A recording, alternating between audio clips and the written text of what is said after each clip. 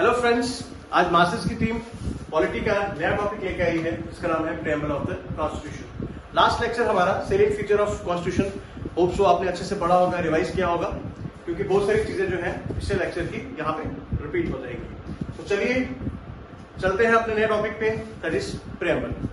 Friends, सबसे पहले मैं आपको समझाना चाहूंगा कि प्रेम्बल का मतलब क्या है, what is the meaning of preamble. अलग अलग पॉलिटिकल थिंकर्स ने इसको अलग अलग तरीके से डिफाइन किया है। हम बिल्कुल एक लेमन लैंग्वेज में समझने की कोशिश करेंगे कि प्रेम्बल होता क्या है। Preamble is introduction to the constitution. अगर मैं आपको बड़ी सिंपल लैंग्वेज में समझाने की कोशिश करूं तो आप जब भी एक नई किताब लेते हो, उस किताब के पहले पेजेस पे इंडेक्स होता है। वो जो इंडेक्स है वो ये बताता है कि इस किताब के अंदर कौन कौन से चैप्टर्स हैं, कौन से पेज पे हैं, कौन कौन सी इंपॉर्टेंट चीजें हैं। वो जो प्रीफेस होता है उस बुक का, जिसे हम इंडेक्स बोलते हैं, कॉन्स्टिट्यूशन में उसे हम प्रियम्बल का नाम देते हैं।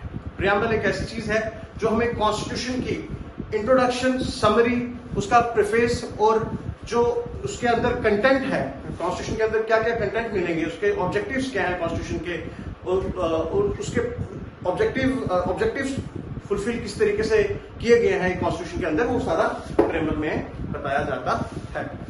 चलिए, इसी को हम बोलते हैं प्रीफेस टू द कॉन्स्टिट्यूशन। इसे समरी से भी डिफाइन किया गया है और इसे आइडेंटिटी कार्ड भी कहा गया है।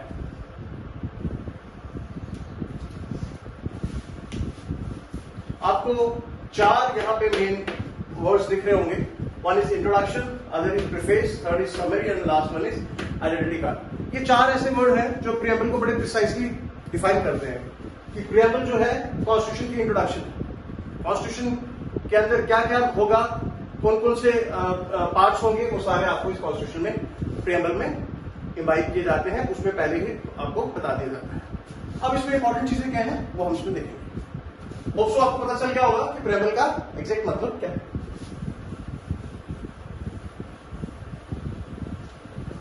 फ्रेंड्स, वर्ल्ड के मोस्ट जितने भी बड़े कॉन्स्टिट्यूशन है, सब में प्रेम्बल जो है वो ऑलमोस्ट होता ही है, लेकिन सबसे पहला जो कॉन्स्टिट्यूशन है जिसमें प्रेम्बल ऐड किया गया वो है यूएसए का कॉन्स्टिट्यूशन। सो क्वेश्चन आ सकता है, first constitution which have preamble in it, that is USA's constitution. तो इसको आप फाइंड आउट कर लीजिए। अब हमें देखना है कि इस प्रियम्बल की हिस्ट्री हमारे कॉन्स्टिट्यूशन पे किस तरीके से ऐड हुआ। फ्रेंड्स, मैंने आपको पहले सेकंड लेक्चर पे कॉन्स्टिट्यूंट असेंबली के बारे में बताया था, जहां पे मैंने आपको ये बताया था कि कॉन्स्टिट्यूंट असेंबली चुनी गई, जिसके बाद असेंबली में बैठे हुए लोगों ने कॉन्स्टिट्यूशन फ्रेम का जो था वो फ्रेमवर्क रखा और फिर आस्ता आस्ता हमारा कॉन्स्टिट्यूशन बनने लगा। उसी दौरान एक ऑब्जेक्टिव रेजोल्यूशन पास किया गया।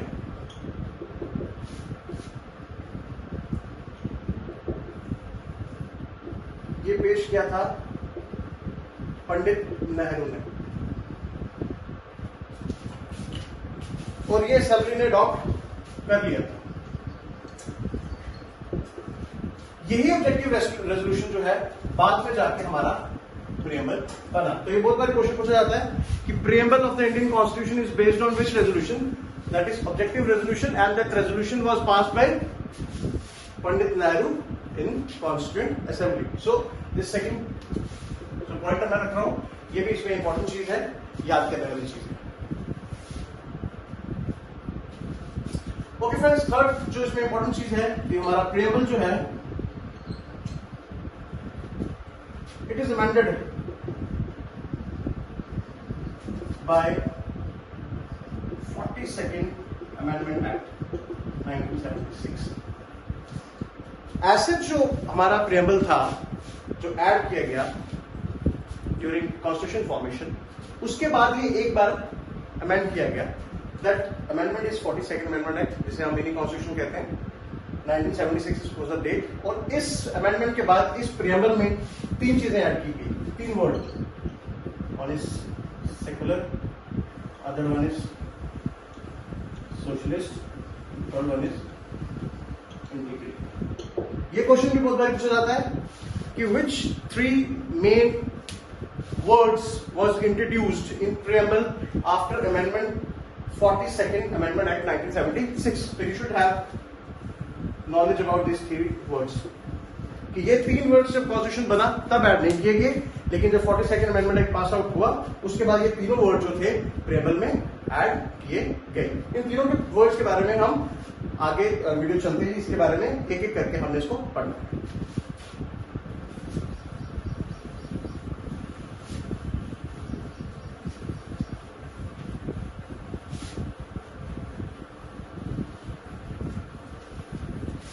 ओके, द नेक्स्ट टॉपिक जो इसमें है दैट इज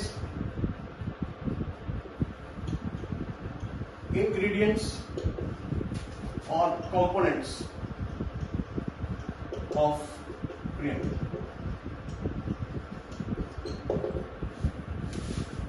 मतलब ये कि प्रीएम्बल की हमें जरूरत क्या थी, क्यों रखना था हमने प्रीएम्बल, क्या जरूरत थी इसको रखने की, रीजन क्या था, इसके मेन कंपोनेंट क्या थे प्रीएम्बल के. सबसे पहला जो प्रीएम्बल हमें शो करता है, हमारे जो मेजर कंपोनेंट्स हैं उसमें सबसे पहले जो हमें ये शो करता है सोर्स ऑफ अथॉरिटी. ध्यान से समझे इसे. आपने अगर कभी प्रीएम्बल पढ़ा होगा 7th, 8th, 9th एनसीईआरटी की बुक्स में पहले पेज पे आजकल इंट्रोडक्शन से पहले एक प्रीएम्बल का पेज जो है लगा रहता है जिसमें प्रीएम्बल जो है लिखा होता है बुक्स में, तो आप पढ़ सकते हो. वो शुरू होता है we the people of India. इस लाइन का ये मतलब है कि जो अथॉरिटी है हमारे कॉन्स्टिट्यूशन की वो कौन है, कहां से ली जाती है, देश के लोगों से, from people of the country. तो जो हमारे कॉन्स्टिट्यूशन जो है, जो हमारी सोर्स ऑफ अथॉरिटी है कॉन्स्टिट्यूशन की, वो कहां से ली जा रही है, लोगों से ली जा रही है. बट डिटेल में ऐसा नहीं है. वहां पे जो सोर्स ऑफ अथॉरिटी है वो पार्लियामेंट है.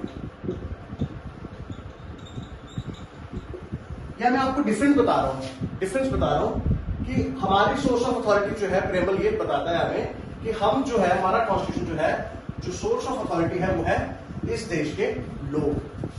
लेकिन ब्रिटेन में ऐसा नहीं है. वहां जो source of authority that is their parliament, means जो उनके इलेक्टेड कैंडिडेट्स हैं जो वहां पे बैठते हैं, वहां से जो है कॉन्स्टिट्यूशन अपनी अथॉरिटी को अडेयर करता है. लेकिन इंडिया के केस में ऐसा नहीं है. इंडियन कॉन्स्टिट्यूशन की जो अथॉरिटी है that belongs to the people of India.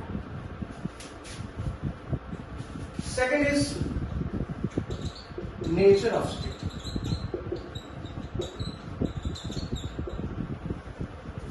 State कैसी होगी, अथॉरिटेटिव होगी, मोनार्की होगी, रिपब्लिक होगी, डेमोक्रेटिक होगी, सोशलिस्ट होगी, बहुत डिफरेंट टाइप ऑफ स्टेट्स होती है. लेकिन प्रीएम्बल जो है हमारा एक्सप्लिसिटली मेंशन करता है कि हमारी जो स्टेट है, हमारी जो पॉलिटी है वो किस तरीके से गवर्न होगी. जिसमें हम बोल सकते हैं कि हाँ, नेचर स्टेट का क्या है, सॉवरेन है, सोशलिस्ट है, सेक्युलर है और रिपब्लिक है. डिफरेंट वर्ड्स हैं, 4 वर्ड्स आपको दिख रहे होंगे आपकी स्क्रीन पे. डेमोक्रेटिक, 5 वर्ड आपको दिख रहे हैं स्क्रीन पे. पहला सॉवरेन, दूसरा सोशलिस्ट, तीसरा सेक्युलर, चौथा रिपब्लिक और 5वां डेमोक्रेटिक. ये 5 वर्ड्स जो हमारे प्रीएम्बल के बीच में मेंशन किए हैं वो ये बताते हैं कि हमारा कॉन्स्टिट्यूशन जो है या हमारी कंट्री जो है वो किस आधार पे, किस आइडियल्स पे चलेगी. सॉवरेन, सोशलिस्ट प्रिंसिपल्स पे, सेकुलर होगी, रिपब्लिक होगा, डेमोक्रेटिक होगा. ये पांचों के पांचों वर्ड मैं आपको आने वाले टाइम में ये समझाने वाला हूं पर्टिकुलरली कि इनका डिफरेंट मतलब क्या है. ये आ गया आपका सेकेंड.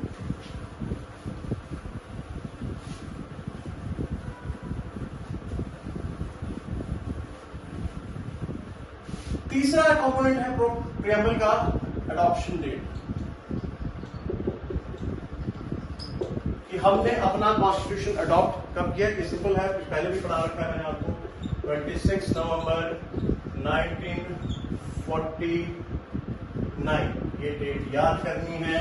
इस पे क्वेश्चन आपको जरूर आएगा. बहुत बार बच्चे इस पे कंफ्यूज हो जाते हैं, ये डेट आपको याद होना चाहिए। 26 नवंबर सन 1949 को, जिस दिन हमने अपना कॉन्स्टिट्यूशन अडॉप्ट किया, ये एक्सप्लिसिटली डेट जो है प्रेम्बल में आप जब पढ़ोगे ये डेट वहां मेंशन की होगी कि ये डेट है जिस दिन हम अपना कॉन्स्टिट्यूशन अडॉप्ट कर रहे हैं। Okay, fourth one is objective. आपने देख लिया, पहले बताया कि सोर्स क्या है अथॉरिटी का, जो मैंने बताया आपको इस देश के लोग। सेकेंड आपने देख लिया कि स्टेट का नेचर क्या है, that is socialist, secular, democratic, Republic principles पे बेस होगा। तीसरा आ गया आपका अडॉप्शन डेट, और चौथा है आपका ऑब्जेक्टिव। इट मींस कि प्रियम्बल हमें यह बताता है कि हमारे कॉन्स्टिट्यूशन फ्रेमवर्क का, और कॉन्स्टिट्यूशन जो पूरा फ्रेमवर्क है उसके मेन ऑब्जेक्टिव्स क्या है, वो प्रियम्बल के बीच में एक्सप्लिसिटली मेंशन कर रखे हैं। वो क्या है वो, that is justice, liberty, equality and fraternity. चार वर्ड्स हैं, justice, liberty, equality and fraternity. चारों को हमने ब्रीफली एक्सप्लेन करना है। थोड़ी देर बाद मैं इसको चारों को एक्सप्लेन करूंगा, जिससे आपको पता चलेगा कि जस्टिस किस तरीके से प्रिवेल होगा, लिबर्टी का कंसेप्ट क्यों जरूरी है किसी भी कॉन्स्टिट्यूशन के लिए, इक्वालिटी और फ्रेटर्निटी का हमारे कॉन्स्टिट्यूशन में क्या मतलब है। होप सो आपको जो मेन चार कॉम्पोनेंट्स हैं, इसके चार इंग्रेडिएंट्स हैं, वो अच्छे से पता चल गए होंगे। मैं आपको फिर से एक बार रिवाइज करा देता हूँ। First is source of authority, next is state of nature, third is adoption and fourth is objectives. Okay friends, तो आप चलते हैं आगे, पढ़ेंगे प्रियम्बल्स के कीवर्ड्स को। जो प्रियम्बल में कीवर्ड्स मेंशन किए गए हैं उसके बारे में थोड़ा मैं ब्रीफली आपको बताना चाहूंगा। पहला वर्ड जो है दैट इज सॉवरेन। इसका मतलब यह है कि India is neither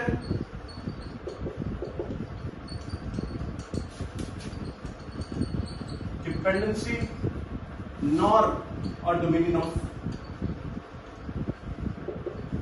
other country.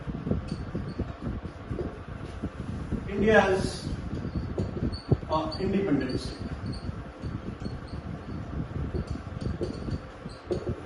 Friends, इसका ये मतलब है कि हम अपने एक्सटर्नल और अपने इंटरनल अफेयर्स पे इंडिपेंडेंटली डिसीजन ले सकते हैं। हम पे कोई भी किसी दूसरे देश का कोई इन्फ्लुएंस नहीं हो सकता है। हम इंडिपेंडेंट स्टेट है, इंडिपेंडेंट कंट्री है, और अपने अंदरूनी और बाहरी मसाइल जो हैं अपने तरीके से सॉल्व करेंगे। इसमें हम किसी के इंटरफेरेंस बर्दाश्त नहीं करेंगे। इसका मतलब है सॉफ्टवेयर। पर मैं इस पर एक चीज बता दूं आपको, कई सारी ऐसी ऑर्गेनाइजेशन है जहां पे हम कोऑपरेशन से काम करते हैं, मिलकर काम करते हैं। उसका मतलब ये नहीं है कि हम अपनी सॉवरेन जो है या अपनी सॉवरेनिटी को जो है कॉम्प्रोमाइज कर रहे हैं। For example, we are part of United Nation organisation. एक ऐसी ऑर्गेनाइजेशन है जिसमें सारे देश आपस में मिलके काम करते हैं। इसका मतलब ये नहीं है कि हमारी सॉवरेनिटी कॉम्प्रोमाइज हो रही है। ओके, होप सो आपको पता चल गया होगा मैं क्या समझाना चाहता हूं यहाँ पे, कि हम अपने मसाइल जो है अपनी मर्जी से, अपने तरीके से, विदाउट एनी इंटरफेयरिंग हम सॉल्व करेंगे। और जो इंटरनेशनल ऑर्गेनाइजेशंस हैं जो मिलकर काम करती हैं, उससे हमारी सॉवरेनिटी ब्रीच नहीं होती है। पहला इसका जो word. Next is socialist. Socialist first preamble का ये शो करता है कि हमारा कॉन्स्टिट्यूशन जो है या हमारी पॉलिटी जो है वो सोशलिज्म पे डिपेंड है, सोशलिस्ट प्रिंसिपल पे। लेकिन हमारा जो सोशलिज्म है वो स्टेट सोशलिज्म से थोड़ा अलग है। ये नहीं है हमारा स्टेट सोशलिज्म मीन्स जो कम्युनिज्म का एक पार्ट है। For example north Korea, for example China, जहां पे हर एक चीज जो है वो स्टेट कंट्रोल होती है। पर इंडिया जो है, Indian socialism is not state socialism. Indian socialism is based on Gandhian socialism.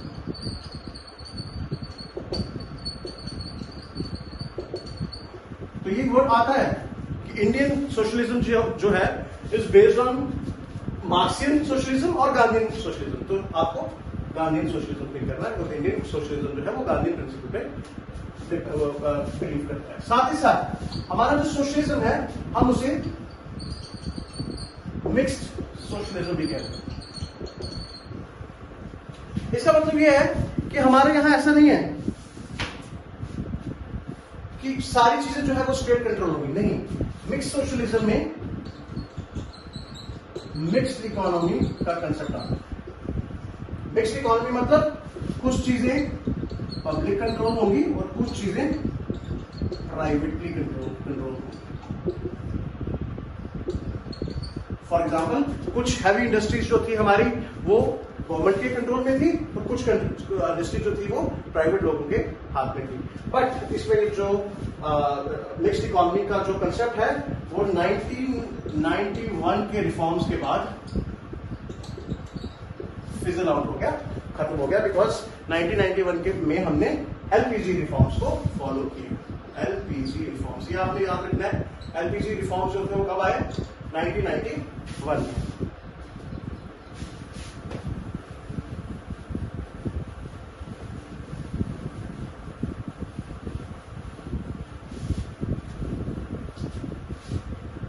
Next keyword जो है हमारे फ्रेमवर्क में, that is secular. Dear friends, हमारा कॉन्स्टिट्यूशन जो है it's based on secular principle, and secularism जो है वो हमारा बेसिक स्ट्रक्चर में भी आता है। और सेक्युलर है क्या? बेसिकली सेक्युलरिज्म कंसेप्ट होता क्या है? Secularism have two connotations. One is negative, other one is positive. Negative जो है वो वेस्टर्न कंट्रीज इसको यूज करती हैं। वेस्टर्न कंट्रीज में सीधा सा फंडा है कि religion has no space in politics. दोनों डिफरेंट डोमेन है, they will not intervene in one and each other. ये है नेगेटिव कंसेप्ट कि पॉलिटिक्स का रिलीजन में कोई लेना देना नहीं। पर positive concept is different thing. हमारा कॉन्स्टिट्यूशन कहता है कि सारे धर्म, एवरी रिलीजन इज इक्वल। कोई भी इंसान किसी भी धर्म को वो कॉन्स्टिट्यूशन के सामने बराबर है, और कॉन्स्टिट्यूशन सारे रिलीजन को इक्वल इंपॉर्टेंस देगा। किसी एक रिलीजन की प्रोपोगेशन के लिए स्पेशल फंड्स या स्पेशल टैक्सेस जो है वो नहीं लगाए जाएंगे। सारे धर्म जो है एक ही प्रिज्म से देखे जाएंगे। This is the meaning of secularism in our concept. Next is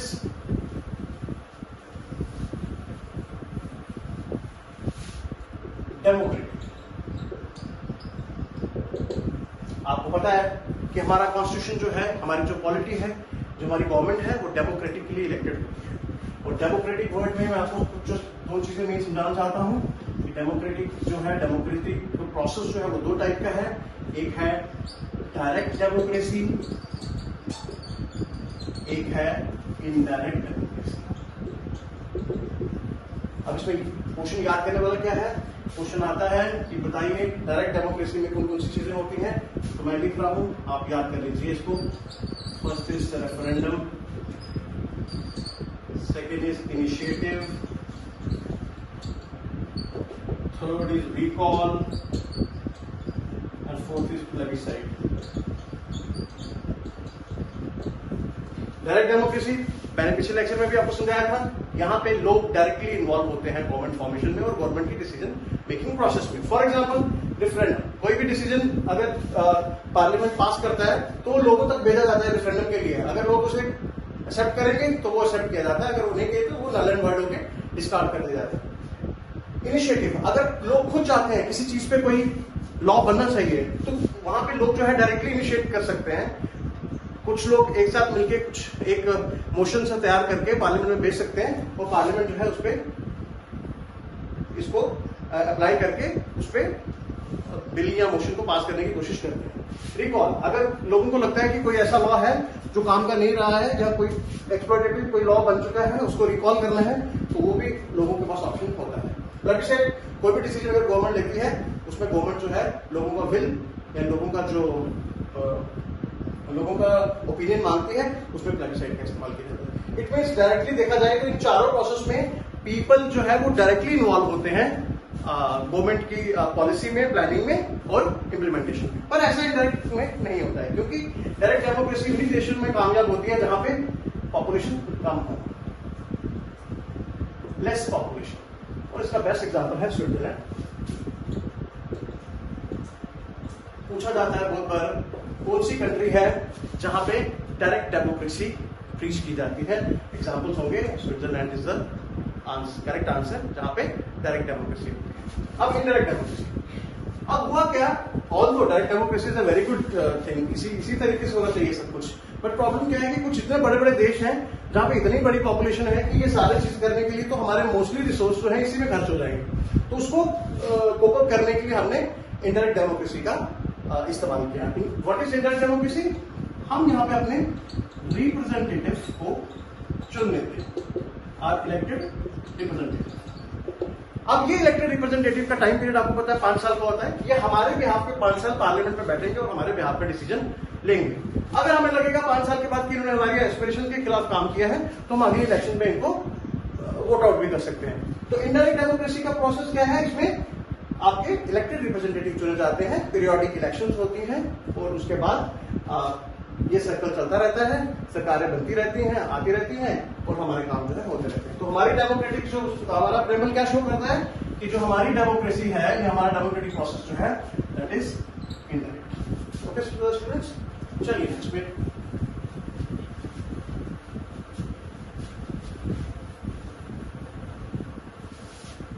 next word is Republic. ये अच्छे से समझना, इससे जरूर क्वेश्चन आएगा। देखो, एक होता है रिपब्लिक, एक होती है मोनार्की। दोनों में क्या फर्क है? जो मोनार्की होती है उसमें जो हेड ऑफ द स्टेट होता है वो हेरिडिटरी पोस्ट है, मतलब राजा का बेटा राजा बनेगा। बट रिपब्लिक में ऐसा नहीं। रिपब्लिक में हेड ऑफ द स्टेट जो है वो इलेक्टेड होगा, चुना जाएगा। हेड ऑफ द स्टेट समझते हैं? मैंने पीछे आपको बताया था हेड ऑफ द स्टेट और हेड ऑफ द गवर्नमेंट दोनों डिफरेंट चीजें होती हैं। मैं आज फिर आपको समझा देता हूं एक बारी। हेड ऑफ द स्टेट और head of the government. Head of the government जो है, जो गवर्नमेंट को हेड करता है, for example PM, prime minister जो है इस समय पूरी गवर्नमेंट को हेड कर रहे हैं, इसलिए he is the head of the government. Head of the state जो है इट्स अ प्रेसिडेंट, उनका गवर्नमेंट से कोई लेना देना नहीं है। हेड ऑफ द स्टेट का हेड ऑफ द स्टेट जो है एक कॉन्स्टिट्यूशनल पोस्ट है जो कि इंडिया में प्रेसिडेंट को कहा जाता है। और हमारा प्रेसिडेंट आपको पता है इलेक्शन होती है और इलेक्शन के थ्रू ही वो चुना जाता है। यही चीज जो है प्रेमल शो कर रहा है कि हमारी जो पॉलिटी है वो रिपब्लिक है, मींस हमारा जो हेड ऑफ द स्टेट होगा वो इलेक्टेड होगा, ना कि मोनार्क होगा लाइक ब्रिटेन। ब्रिटेन में आपने देखा होगा, ब्रिटेन की क्यों जाएगी तो कोई और आ जाएगा, वही उनका हेड ऑफ द स्टेट हमेशा रहेगा। उनका हेड ऑफ द स्टेट कभी रिप्लेस नहीं होता, वो हेरिडिटरी पोस्ट है, वो कभी इलेक्शंस में नहीं होती है। तो यही तो हमारा प्रेमल शो करता है कि हमारी पॉलिटी जो है वो रिपब्लिकली गवर्न करती है, which means our head of the state जो है is a elected candidate, not a hereditary candidate. Second, इसी में रिपब्लिक में, रिपब्लिक मीन्स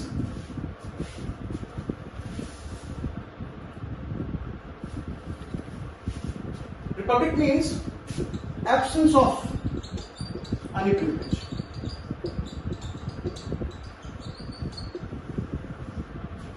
इसका मतलब यह है कि हमारे देश में सारे लोग एक बराबर हैं, किसी को कोई स्पेशल प्रिविलेज नहीं मिलेगा, अनी स्पेशल प्रिविलेज। लॉ के सामने सारे बराबर रहेंगे, चाहे वो अमीर है, गरीब है, किसी भी कास्ट से है, धर्म से है, कोई लेना देना नहीं है। रिपब्लिक मीन्स कि हमारे कॉन्स्टिट्यूशन में सारे के सारे लोग जो हैं वो एक समान देखे जाते हैं। थर्ड, और जो अथॉरिटी है वो पीपल के पास होगी, ना कि किसी एक पर्टिकुलर इंडिविजुअल के पास होगी। मीन्स जो पावर है देश की, जो अथॉरिटी है देश की, वो किसी इंडिविजुअल के पास नहीं है, वो किसके पास है? पीपल ऑफ इंडिया, सारे लोगों को। तो ये तीन चीजें जो है प्रियम्बल शो करता है कि हमारी पॉलिटी जो है वो दैट इज रिपब्लिक।